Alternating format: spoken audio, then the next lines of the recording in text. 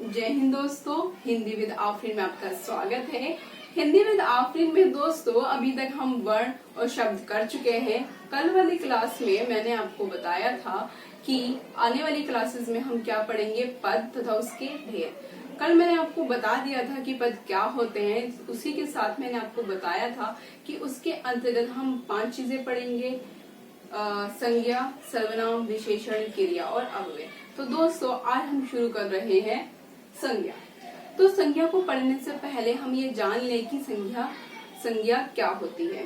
तो दोस्तों जैसा कि आप देखते हैं हमारे आसपास जहाँ पर हम रहते हैं, जहाँ पर हम कार्य करते हैं, जहाँ पर हम पढ़ते हैं या हम और दूसरे कार्य करते हैं, तो अलग अलग वस्तुएं हैं, अलग अलग प्राणी, अलग अलग व्यक्ति, अलग अलग स्थान है। उन सबके कुछ ना कुछ नाम है। क्या उन सबके कुछ ना कुछ नाम हैं और उन्हीं नामों को हिंदी व्याकरण में बोला जाता है संज्ञा। हमारे आसपास जितनी भी वस्तु हैं, जितने भी नाम हैं, उन्हीं नामों को हम हिंदी व्याकरण में क्या बोलते हैं, संज्ञा। मैंने आपको बताया कि व्यक्ति, स्थान, वस्तु, प्राणी के नामों को हम क्या बोलते हैं, संज्ञा बोलते हैं। तो ये तो हमने जाना कि संज्ञा क्या होती है। अब उसके बाद संज्ञा को ठीक प्रकार से समझने के लिए हम ये देखें जो संज्ञा है उसके कितने प्रकार होते हैं। तो जो दोस्तों संज्ञा है उसके 5 प्रकार होते हैं। पहला व्यक्तिवाचक संज्ञा, जातिवाचक संज्ञा, भाववाचक संज्ञा, द्रव्यवाचक संज्ञा और समूहवाचक या समुदायवाचक संज्ञा भी कहते हैं इसको। अब देखिए जो ये व्यक्तिवाचक संज्ञा है वो क्या होती है।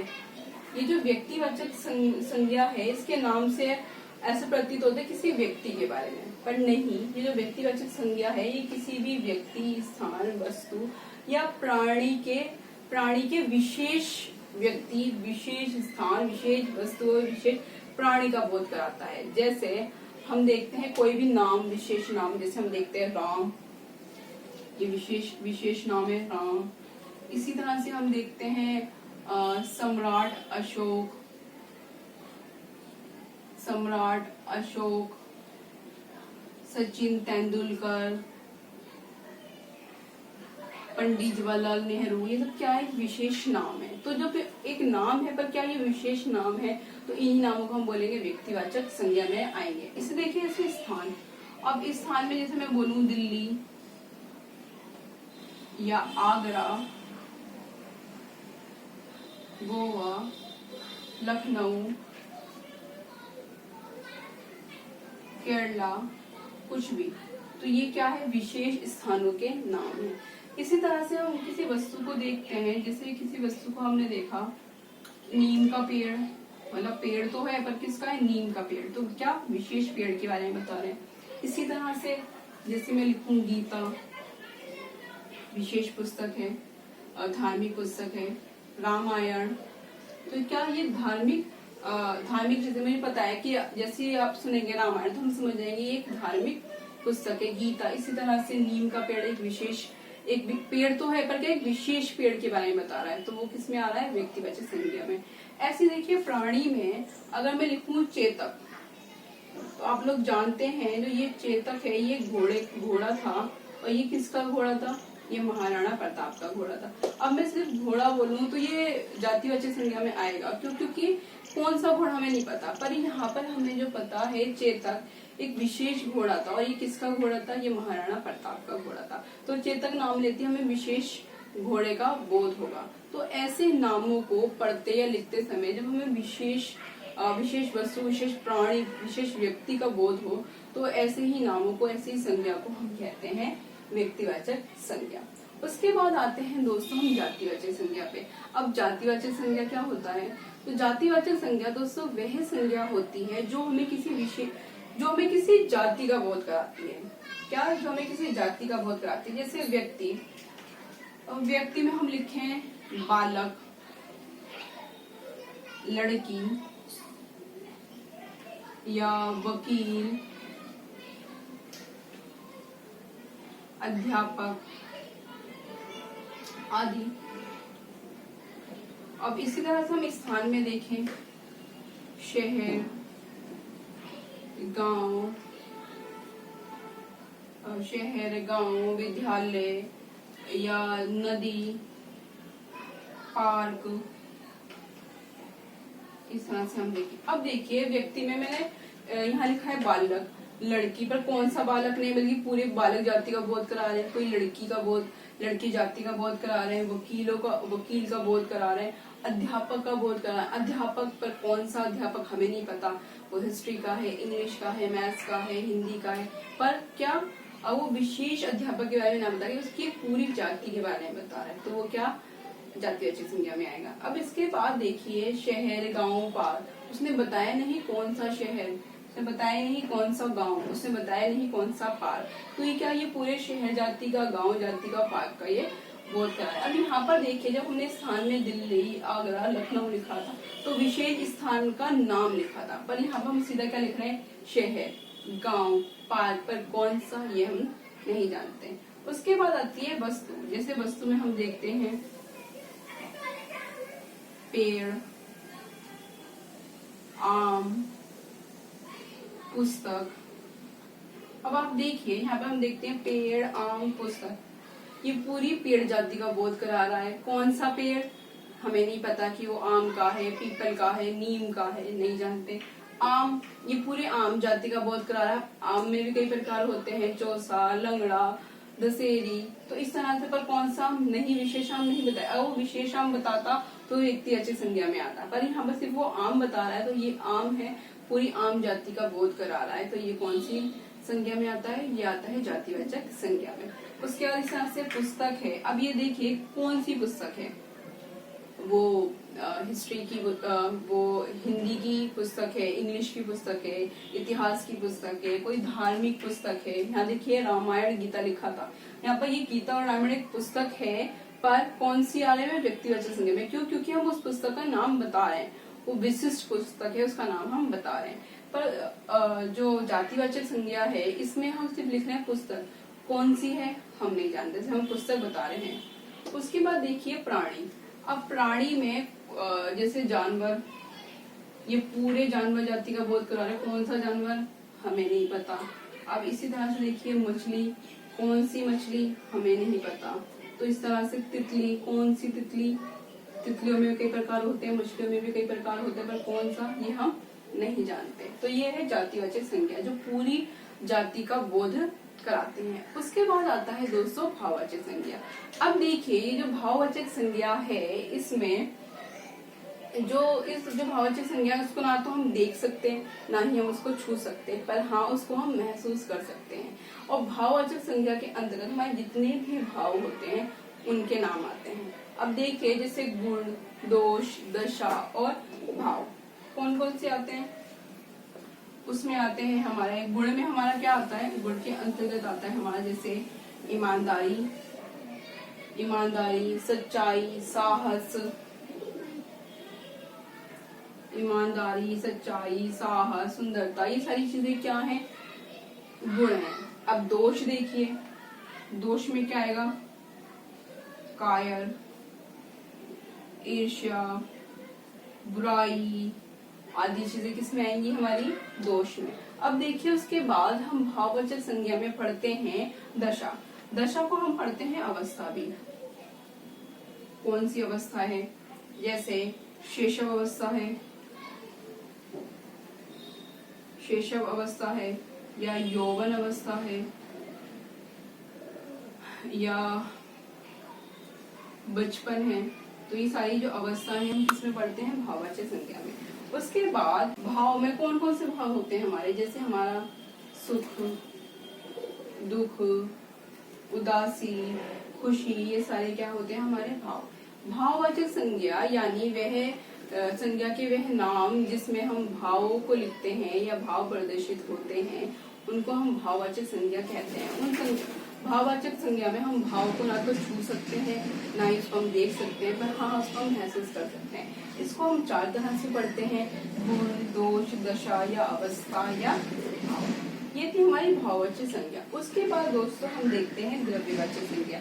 अब देखिए द्रव्यवाचक संज्ञा क्या होती है, वह संज्ञा जो हमें द्रव्य या धातुओं का बोध कराती है। क्या, जो हमें द्रव्य और धातु का बोध कराती है, ऐसी संज्ञा को हम बोलते हैं द्रव्यवाचक संज्ञा। अब देखिए द्रव्य पदार्थ में हम क्या क्या चीजें देखते हैं। इसमें हम देखते हैं तेल द्रव्य होता है, पानी, घी, दूध आदि, ये सारी हमारे किस में आते हैं, द्रव्य पदार्थ में। द्रव्य पदार्थ किसके अंतर्गत आते हैं, वो आते हैं द्रव्यवाचक संज्ञा के अंतर्गत। उसके बाद हम देखते हैं ठोस पदार्थ। ठोस पदार्थ में हम देखते हैं दोस्तों सोना, चांदी, लकड़ी, लोहा आदि चीजें आती हैं ठोस पदार्थ में। उसके बाद ऐसे ही हम देखते हैं गैसीय पदार्थ में। तो गैसीय पदार्थ में आता है जैसे धुआं, ऑक्सीजन, जो भी गैस के नाम है वो आदि,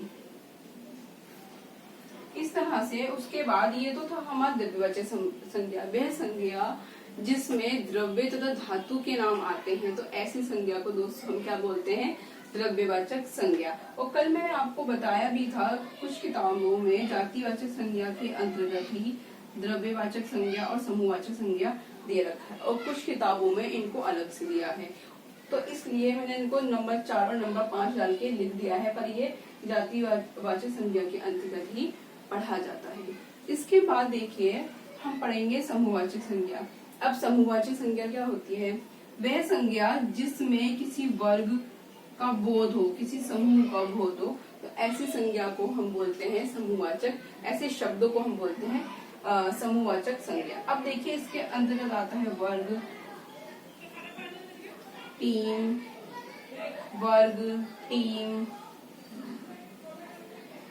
परिवार, सेना, पुलिस आदि। ये किस में आती है, समूहवाचक संज्ञा में, जिसमें हमें एक समूह का बोध होता है, एक समुदाय का बोध होता है, वहां पर आती है वर्ग, टीम, परिवार, सेना, पुलिस आदि। जैसे हम बोलते हैं कि अब देखते हैं एक वर्ग में कई सारे लोग होते हैं, एक टीम में कई सारे, एक परिवार में अलग अलग सदस्य से मिलकर परिवार बनता है। ऐसी सेना में सेना किसी एक की नहीं होती, बल्कि कई सारे लोगों से मिलकर बनती है क्या, सेना। अब देखिए हमने पढ़ी संज्ञा और हमने पढ़े संज्ञा के प्रकार। तो हमने संज्ञा के प्रकार में 5 तरह से संज्ञा पढ़ी, जिसमें हमने जाना कि व्यक्तिवाचक संज्ञा और जातिवाचक संज्ञा पढ़ी, फिर भाववाचक, फिर द्रव्यवाचक और फिर समूहवाचक। जब हमने व्यक्तिवाचक संज्ञा और भाववाचक, जातिवाचक संज्ञा पढ़ा, तो हमने जाना कि व्यक्तिवाचक संज्ञा में किसी व्यक्ति, किसी विशेष वस्तु की तरफ वो इशारा करता है, जबकि जातिवाचक संज्ञा में किसी जाति विशेष की तरफ इशारा करता है।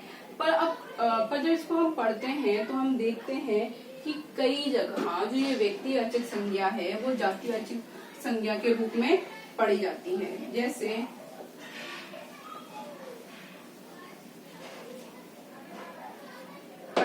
देखिए व्यक्तिवाचक संज्ञा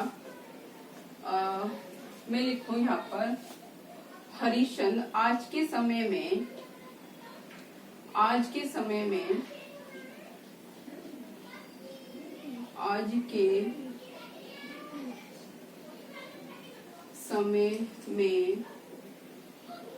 कई हरिश्चंद्र दिखाई देते हैं। तो अब देखिए जो ये हरिश्चंद्र है, ये है तो व्यक्ति विशेष, किसी विशेष व्यक्ति के बारे में बता रहा है, हरिश्चंद्र जी के बारे में बता रहा है। पर यहाँ पर बोल रहा है आज के समय में कई हरिश्चंद्र है, यानी उसने हरिश्चंद्र का जो एक गुण था, या जो उसका हरिश्चंद्र का जो एक सत्य निष्ठा है उसके बारे में बता रहा है कि कई लोगों में अब वो सत्य निष्ठा दिखाई देती है। तब यहाँ पर जो ये व्यक्तिवाचक संज्ञा है वो किसमें परिवर्तित हो गई, जातिवाचक संज्ञा में, क्योंकि वो कई लोगों के लिए आ गया। अब एक वो सत्य निष्ठा यानी सच्चाई के प्रतीक के रूप में दिखा रहा है कि कई सारे लोग ऐसे हैं जो हरिश्चंद्र के रूप में हमें दिखाई देते हैं, तो वो किसमें परिवर्तित हो गया, जातिवाचक संज्ञा में। ऐसे ही हम देखते हैं कभी कभी की जो जातिवाचक संज्ञा है वो परिवर्तित हो जाती है व्यक्तिवाचक संज्ञा में। कैसे, जैसे मैं यहाँ लिखूं पंडित जी हमारे देश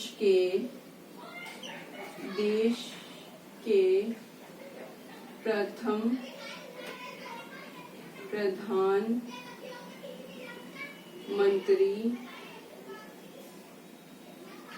थे। अब देखिए यहाँ जो पंडित जी है ये कोई विशेष जाति नहीं है, बल्कि किसके लिए प्रयोग हो रहा है? ये प्रयोग हो रहा है जवाहरलाल नेहरू के लिए। किसके लिए? जवाहरलाल नेहरू के लिए प्रयोग है। अगर ये पंडित आता तो ये जातिवाचक संज्ञा में आता, पर यहाँ ये पंडित किसके लिए प्रयोग हो रहा है? किसी व्यक्ति विशेष के लिए हो रहा है। तब ये जो जातिवाचक संज्ञा है ये किस रूप में पढ़ी जाएगी?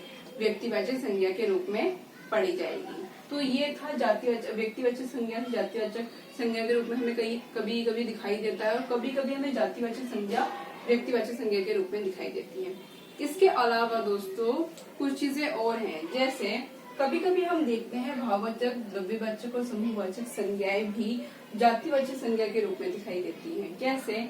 जब ये भाववाचक, द्रव्यवाचक और समूहवाचक संज्ञा एक वचन के रूप में आती हैं तब तो वो इसके ही अंतर्गत आती है, पर जैसे ही वो बहुवचन के रूप में प्रयोग होती हैं तो वो किस में आ जाती हैं? जातिवाचक संज्ञा में। जैसे यहाँ पर अगर मैं लिखूं कि उसकी दुकान पर तेल मिलता है, उसकी दुकान पर तेल मिलता है, तब तो वो आएगा हमारा द्रव्यवाचक संज्ञा के अंतर्गत।